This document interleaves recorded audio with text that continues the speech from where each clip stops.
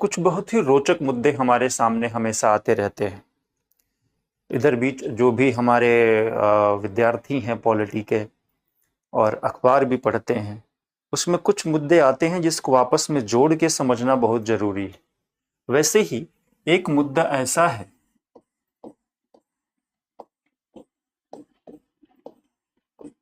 जिसे हम गरिमा, जिसे संविधान में डिग्निटी भी कहा गया है,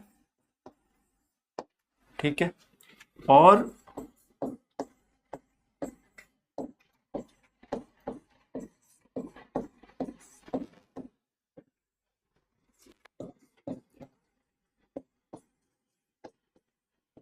महिला अधिकार से जुड़े हुए, क्या इन चीजों को हम समझ पाए? और यहां पे अगर मैं ट्रायंगल खींचता हूं जिसका पहला एंगल है गरिमा डिग्निटी, दूसरा एंगल है विमेन राइट्स,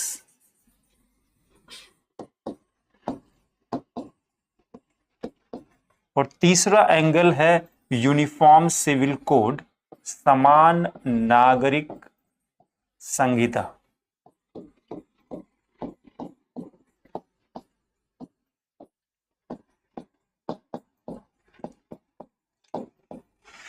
तो क्या हम ये समझते हैं कि तीनों आपस में कैसे रिलेटेड हैं, इंटीग्रेटेड हैं, एक दूसरे को प्रभावित करते हैं?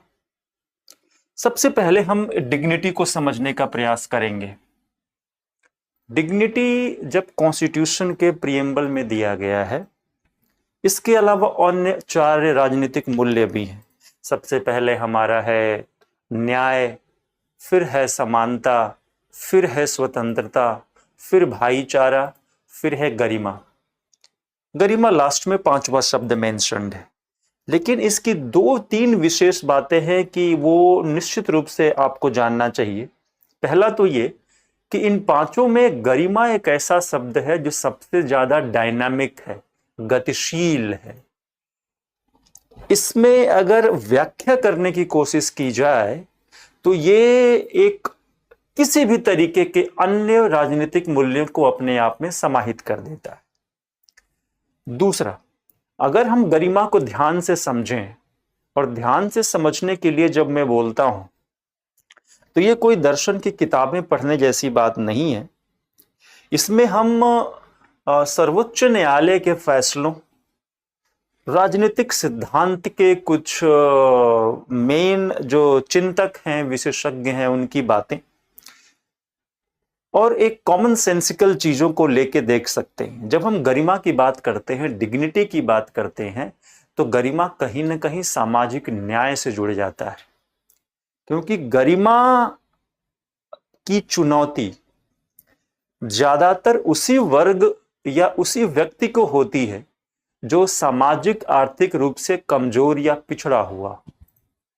अगर हम सर्वोच्च न्यायालय के कुछ केसेस को देखा जाए, जो फॉर एग्जाम्पल जो स्ट्रीट वेंडर्स हैं उनके लिए जो सुप्रीम कोर्ट के कुछ फैसले हैं, या जो नोमैडिक और सेमी नोमैडिक घुमक्कड़ जो जनजातियां हैं, या फिर वेश्यावृत्ति और वेश्याओं और उनके अपने बच्चों से जुड़ा हुआ केस कोई है, जैसे Gaurav Jain versus union of India, या फिर ऐसे बेघर और अनाथ लोग जो पुल के नीचे सड़कों के ऊपर सोते हैं, उनका कोई अगर केस हो, इन सब के केसेस में सुप्रीम कोर्ट ने बड़ा फैसला देने से पहले हमेशा ही गरिमा शब्द का भरपूर इस्तेमाल किया है।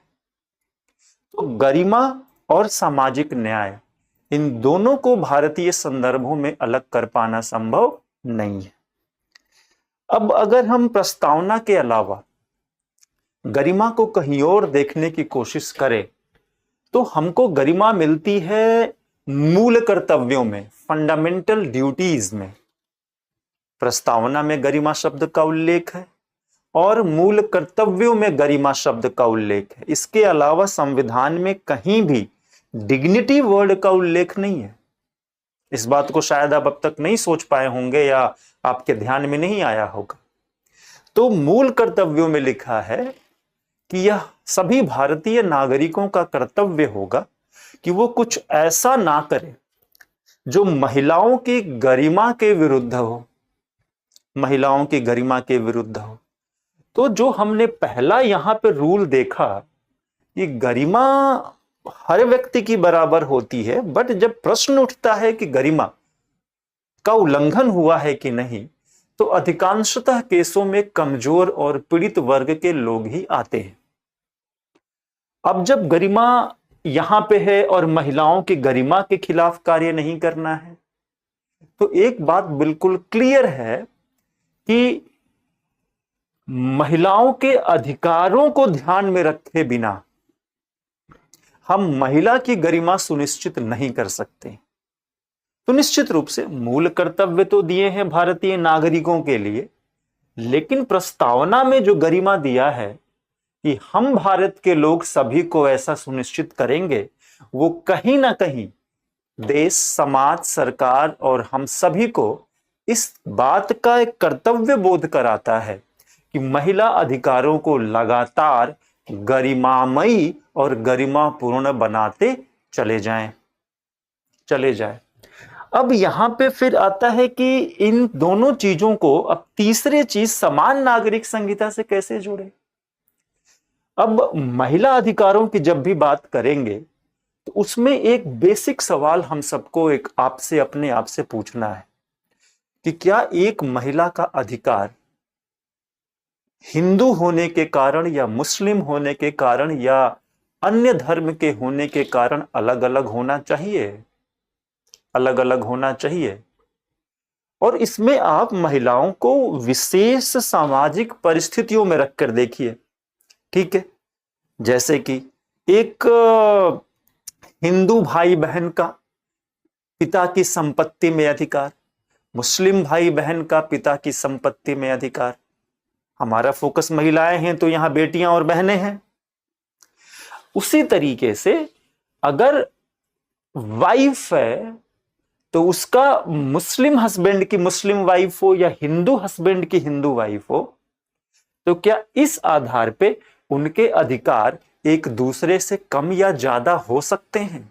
क्या ये अन्याय नहीं कि सिर्फ धर्म के कारण, एक धर्म के या कोई भी धर्म हो सकता है, यहां पे बिल्कुल ये नहीं सोचना है जो कि स्टीरियोटाइपिंग है कि एक विशेष धर्म में ही सारी समस्याएं हैं। मैं बिल्कुल नहीं, यहां पे हमको एक लीगल थिंकिंग लेके चलना है। और क्वेश्चन बहुत सिंपल है कि can religion be the ground of difference for creating different set of rights for Hindu wives and the Muslim wives?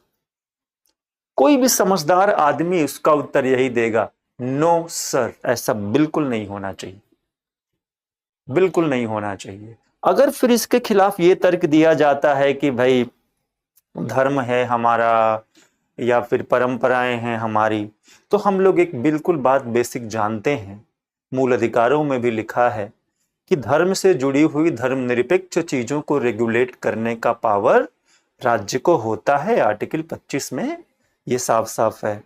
दूसरी चीज, धर्म वाला आर्ग्यूमेंट कि भाई हम इस विशेष धर्म की पत्नी को इतना अधिकार नहीं दे सकते जो शायद दूसरे धर्मों में उपलब्ध हो, ऐसा कोई आर्ग्यूमेंट अगर है तो भी वो बहुत चलेगा नहीं, क्योंकि वो आर्टिकल 14, 19, 21 का उल्लंघन करने लगेगा तो वो भी बहुत चलने वाला नहीं है।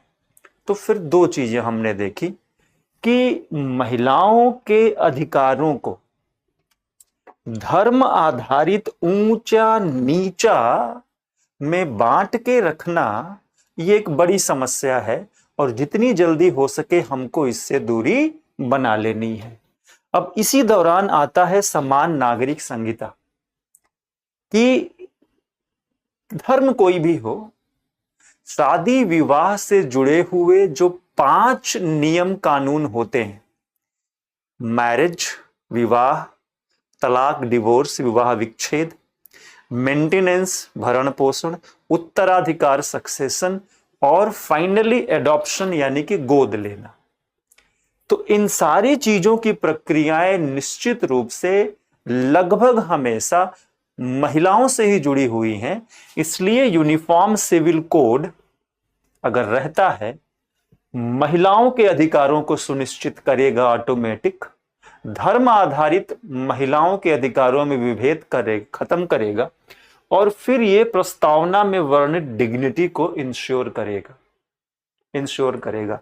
तो एक नया आपको एक आर्ग्यूमेंट और एक दर्शन विकसित करने के लिए मैंने प्रेरित किया कि इन तीनों को एक साथ जोड़ के जब तक नहीं देखेंगे तब तक आप पूरे विषय का जो गूढ़ और डीप थिंकिंग है उसको नहीं समझ पाएंगे। अब आते हैं उदाहरण पे।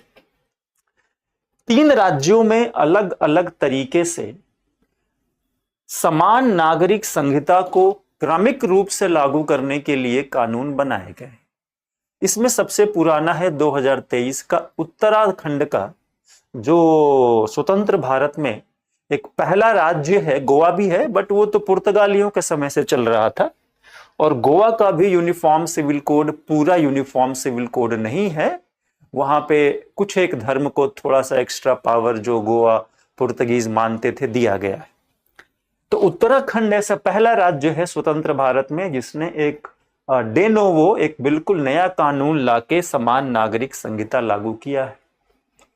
उसके बाद आई बारी हिमाचल प्रदेश की। हिमाचल प्रदेश ने अपने राज्य के कानून में बदलाव करके लड़कियों की शादी की उम्र को 18 से ऊपर बढ़ा के लड़कों के बराबर 21 साल कर दिया। 21 साल कर दिया, ठीक है। और तीसरा, असम सरकार ने एक मुस्लिम विवाह और तलाक रजिस्ट्रेशन अधिनियम पास किया, ठीक है। अब उसमें भी कई सारी बातें हैं। इन तीनों में एक चीज कॉमन है कि इन तीनों का उद्देश्य है महिलाओं के अधिकारों की रक्षा करना।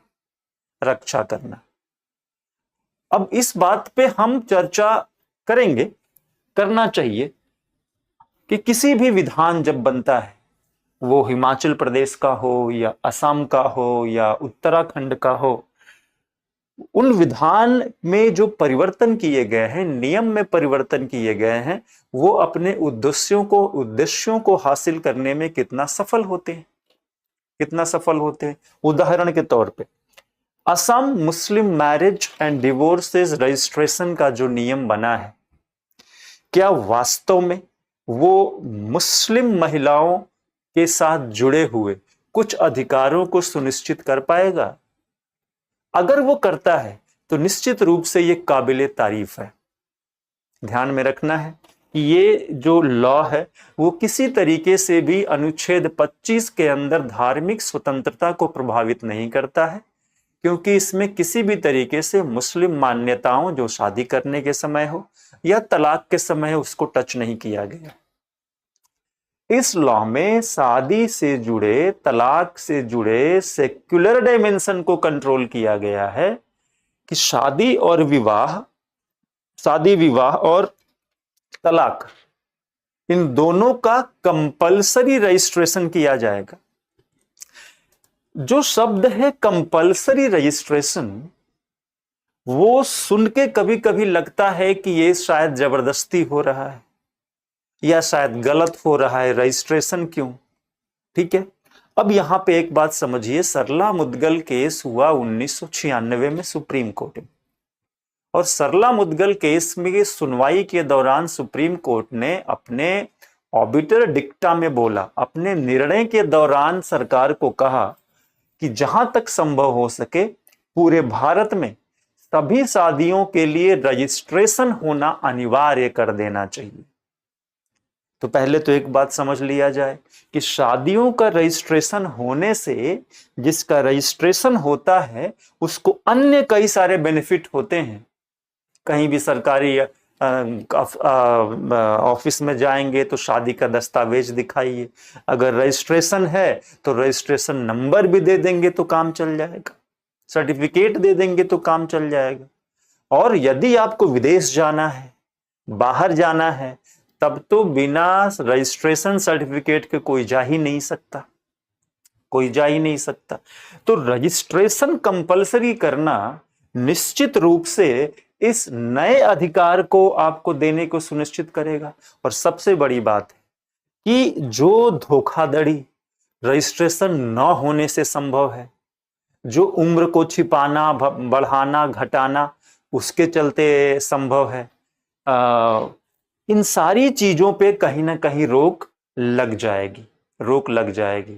तो इस बात को समझना है कि कुछ कानून, जो भी मैंने तीनों कानून का नाम बताया, कि शायद लागू करने में थोड़ा कॉम्प्लेक्स है, लेकिन हमें इस बात को भूलना नहीं चाहिए कि समान नागरिक संहिता को क्रमिक रूप से पूरा करने वाले ये तीनों कानून और महिलाओं के अधिकार